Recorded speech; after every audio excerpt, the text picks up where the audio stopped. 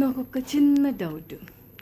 పులి లాంటి అంత పెద్ద జంతువునే మనుషులు మనం లాంటి మనుషులు ట్రైన్ చేసి కూర్చోమంటే కూర్చుంటుంది, నుంచోమంటే నుంచుంటుంది, ఎట్లా ఆడమంటే అట్లా ఆడుతుంది కదా.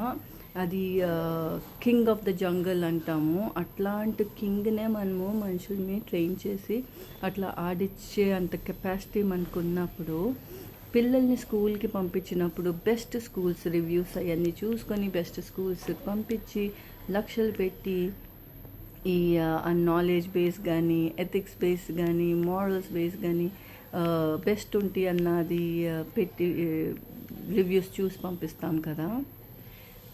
అట్లాంటిది ఎక్కడ మిస్ అవుతున్నాము? సివిక్ సెన్స్ వైజ్గా కానీ, సోషల్ సెన్స్ వైజ్గా కానీ వై ఆ డిసిప్లిన్ ఎందుకు ఫాలో అవ్వలేకపోతున్నారు?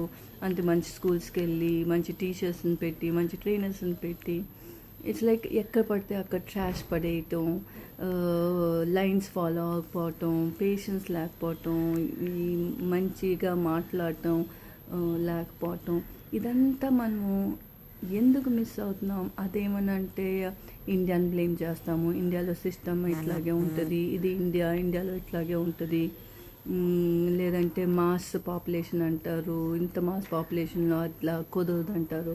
కానీ కుదరకపోవటానికి అది నా రెస్పాన్సిబిలిటీ కదా. నా చెత్త నేను ఎక్కడ ఇయ్యాలో అన్నది నాకు నేర్పించిన సోషల్ సెన్స్తో కానీ సివిక్ సెన్స్తో కానీ నేను పాటించాలి కదా. దానికి ఇండియా సిస్టంతో నేను మాస్ పాపులేషన్తో సంబంధం ఎక్కడుంది? నేను కదా రెస్పాన్సిబుల్. అట్లాగా నా వరకు నా డిసిప్లిన్, నా సెల్ఫ్ డిసిప్లిన్ కరెక్ట్గా ఉంటే అంత బాగానే ఉంటుంది కదా. మరి ఎందుకు మిస్ అవుతున్నాం? పేరెంట్స్ దానికి పెద్ద ఇంపార్టెన్స్ ఇవ్వట్లేదా?